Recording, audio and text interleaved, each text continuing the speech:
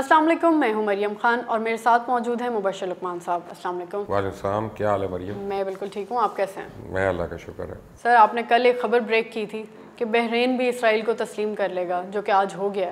तो आपको लगता है कि सऊदी अरब की तरफ से ट्रंप के लिए तोहफा है? अब आपकी चुड़ैल ने ये खबर दी थी देख आपको? लें आप अपना, और वो है, हालांकि मुझे उम्मीद नहीं थी लेकिन वो सही होगी खबर। ये तो बड़ी जल्दी इंस्टेंट बड़ी स्ट्रॉन्ग खबर थी।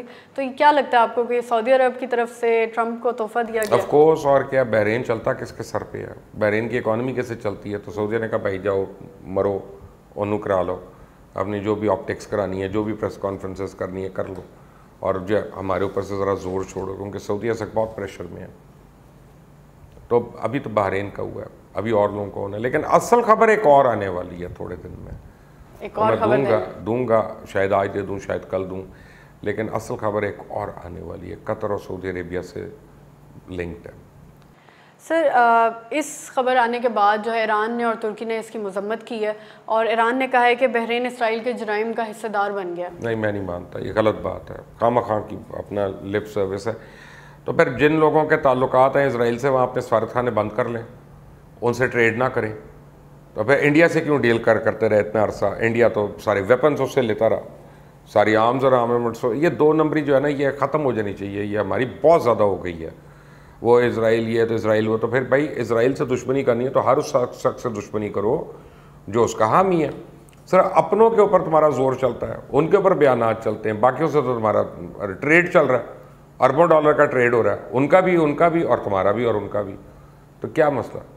लेकिन सर, ये एक नजरिया देखा जा रहा है कि अरब ममालिक एक एक करके इसराइल को तस्लीम सारे कर रहे जाएंगे, हैं, तो फिलिस्तीन जो है वो बिल्कुल अकेला हो जाएगा। फलस्तीन पहले भी अकेला था, कौन था साथ? 6 डे वॉर को याद कर ले, 1967 में जो थी, उसमें क्या हुआ था? सारी कमिटमेंट के साथ गए थे आप अपनी फौजें लेके? नहीं, वहीं तो इजिप्ट ने हाथ में लाया था फिर, क्योंकि उसको सबसे पहले मार पड़ी थी। और जो टर्की कर रहा है, तो मुस्लिम दुनिया में सबसे पहले टर्की ने तो इसराइल को रिकग्नाइज किया था। और आज मुझे को कह सकता है कि यार अब उर्दुगान आ गया, उस वक्त तो डिफरेंट लोग थे। तो उर्दुगान भाईजान तो विजिट कर चुके हैं, उर्दुगान भाईजान ने तो टर्की के यानी जॉइंट पार्लियामेंट से खिताब करवा दिया था नेतन्याहू को लाके। तो बहरीन ने तो ये नहीं किया, यूएई ने तो ये नहीं किया, किसी ने ये नहीं किया। तो आप किस मुंह से उनको बुरा कह रहे हैं? यार ये थोड़ी है कि तुम्हारा कुत्ता कुत्ता मेरा कुत्ता टॉमी, ये वो वाली बात है ना। सर, दोहा में जो है आज बैनुल-अक़वामी अफ़गान मुज़ाकरात आज से शुरू हो गए हैं, तो 19 साल लगे 9/11 के बाद इन मुज़ाकरात पर आने के लिए। क्या लगता है कि इनका नतीजा आना कब शुरू होगा?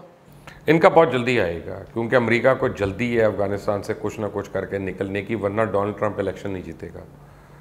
तो वो अपनी परफॉर्मेंस के लिए, अपने इलेक्शन के लिए उसको कुछ ना कुछ करना है। तो ये रोज़ की बुनियाद पे होंगे अब, और ज़्यादा इसमें आप देखेंगे कि पलड़ा तालिबान का भारी रहा, क्योंकि ये गिवन करेंगे उनके लिए। इनका और उनका एक ही डिफरेंस है इस वक्त, तालिबान का और अमेरिका का।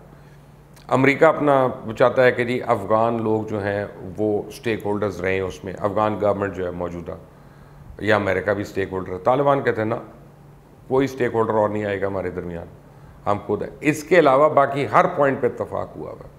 तालिबान ने एक मुतालबा भी किया, उन्होंने कहा है कि इस्लामी निज़ाम का मुतालबा किया उन्होंने। तो आपको क्या लगता है मुस्तकबिल में अफ़गानिस्तान में इस्लामी निज़ाम होगा या वो हो सकता है, वो तो मुल्ला उमर के टाइम पे भी था। अच्छा, और बड़ा इफेक्टिवली था और बड़ा अच्छा चला है। जितनी देर तक मुल्ला उमर ने चलाया उसको, 4 साल तक बहुत अच्छा चला है वो उनका निज़ाम। आपका और मेरा हम कुछ बातों पे इख्तलाफ कर सकते हैं, लेकिन उनके लोग पूरी तरह उस पर मुतफिक थे और खुश थे। और अफ़गानिस्तान में इस्लामी निज़ाम बड़ी आराम से चलेगा, क्योंकि अफ़गान बाय एंड लार्ज कट्टर किस्म के मुसलमान हैं और वो बिलीव करते हैं इस्लाम में। तो कोई मुझे तो नहीं इशू लगता कि क्यों उनको कौन के वहाँ सोशलिज्म चलेगा, वहाँ कम्युनिज्म चलेगा, वहाँ पे क्या कैपिटलिज्म चलेगा? नहीं, अमेरिकी तर्ज की जमहूरियत नहीं, वो नहीं अपना, वो अमेरिका में ही नहीं चल रही तो वहाँ क्या चलेगी? अमेरिका की भी जमहूरियत उनके गले पड़ी हुई आके। डोनाल्ड ट्रंप एग्जाम्पल नहीं है। सर, भारत में जो है मुसलमानों पर तशद्दुद जो है वो इंतहा पे पहुंच चुका है। एक अभी इंसिडेंट हुआ है कि मुसलमान था, उसने हाथ पे 786 लिखवाया हुआ था बिस्मिल्लाहिर्रहमानिर्रहीम, तो उसका बाजू काट दिया आरएसएस के गुंडों ने। तो इस जुल्म के ख़िलाफ़ कौन आवाज़ उठाएगा और इसको इंटरनेशनली कौन रिकग्नाइज़ करेगा, या ये कब रुकेगा?